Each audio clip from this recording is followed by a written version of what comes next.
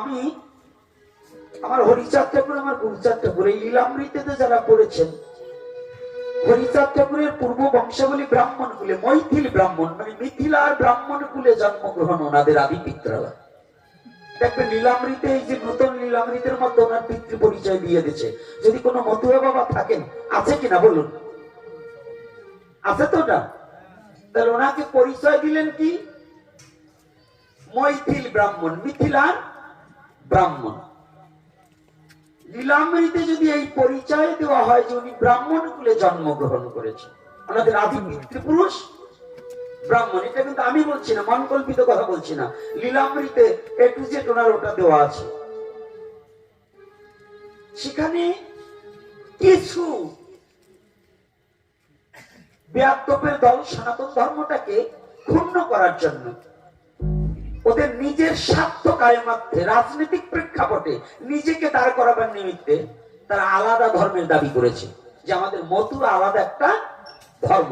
ঠাকুর বাড়ি থেকে বলে নাই, আমার গুরুচাঁদ ঠাকুর বলেনি, হরিচাঁদ ঠাকুরের বলেনি, তার বংশাবলী কেউ বলেনি। কিন্তু কিছু উদ্বাস্ত, যাদের বাপ ঠাকুর তার নাম ঠিক মতো ওরা বলতে পারে না, ওদের নিজেদের পরিচয়টা ওরা ঠিক মতো জানে না, ওরা সনাতন ধর্ম থেকে আলাদা একটা পাঠ বের করার জন্য ওরা বলছে মতুয়া ধর্ম।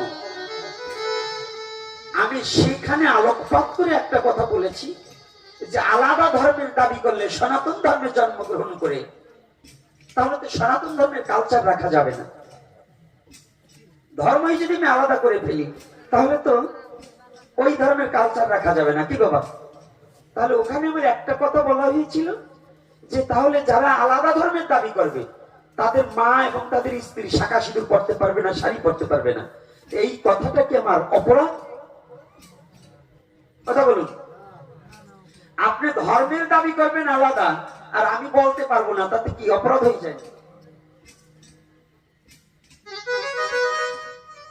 আমি এখনো বলছি, আমার মৃত্যুর আগ পর্যন্ত বলবো, যদি যে কোনো মত পথ সনাতনে জন্মগ্রহণ করে মতুয়া বাবা যদি বলে আমরা ধর্ম সনাতন, মতুয়া একটা মত এবং একটা আদর্শ, আমি তার পায়ে প্রণাম করি, তাকে বুকে আলিঙ্গন করি। কিন্তু যদি বলে মতুয়া আলাদা ধর্ম, যদি কোনো মতুয়া বলে আমি ওকে জীবনে মেনে নেব না এবং আরো বলবো বেশি করে, আমার মুখ কেউ বন্ধ করতে পারবে না। কারণ ওরাই হচ্ছে সমাজের এবং জাতির এবং ধর্মের ক্ষতিকারক প্যারালাইসিস পয়জন। জেনে রাখবে, যারা বলবে মতুয়া আলাদা ধর্ম, সনাতনীদের কোনো ছেলে মেয়ে ওদের সাথে বিয়ে দেওয়া যাবে না, ওদের ওই ব্লকভক্তের সাথে, ওই ভণ্ডদের সাথে, ওই দুরাচারীদের সাথে সনাতন ধর্মের কোনো সম্পর্ক রাখাই যাবে না। এটা জেনে রাখবে। আর যদি যে স্বীকার করবে যে না আমার ধর্ম সনাতন, মত বহুবিধ, আমি তাকে প্রণাম করি, তার চরণে দাস হতে চাই, আমার তার প্রতি কোনো হিংসা কথা কোনো কিছুই নেই। আমি এখন বলছি, আমার গায়ে এক বিন্দু রক্ত থাকতে যারা সনাতনকে ভেঙে দিতে যাবে এবং সনাতন ধর্মের প্রতি আঘাত আনবে, আমার এক বিন্দু রক্ত থাকতে ওদের কোনো ছাড় দেওয়া হবে না। এবং সমস্ত সনাতনী জাতি জেনে রাখবে, মতুয়াদের সাথে কোনো ঝগড়া নেই, কিন্তু মতুয়া নামের যে কলঙ্কগুলো আছে, এগুলোকে কোনো ছাড় দেওয়া যাবে না। কারণ আমরা সবাই এক ছিলাম। এই যারা মতুয়া আছেন, এদের বাবা ঠাকুর দাদা সবাই সনাতনী। বলুন সনাতনী কিনা? হয়তো একজন রোগে পড়ে অসুস্থ হয়ে এক গুরুদেবের কাছে গেছে, সে বলছে আমার মতে মন্ত্র নাও। আমি আজকে জানিয়ে দিচ্ছি, ঠাকুর বাড়িতে কোনো দীক্ষারও কোনো নিয়ম নেই। এই যে মতুয়ারা যা দীক্ষা দিচ্ছে, এগুলো কোনো শাস্ত্রীয় সিদ্ধান্ত এবং লীলামৃতের পাতায় নয়। ওরা কান্দি শুধু মত এবং নাম করতে হবে।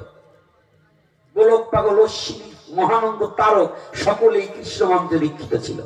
হীরামন লীলামৃত ভুলে দেখবেন, সকলে কৃষ্ণ মন্ত্রে দীক্ষিত ছিল। কিন্তু ইদানিং আমাদের নিজের স্বার্থ কায়েমার্থে অনেকেই আমরা সেটাকে শুরু করেছি, ওটাকেও আমরা বিজনেস হিসেবে ব্যবহার করছি।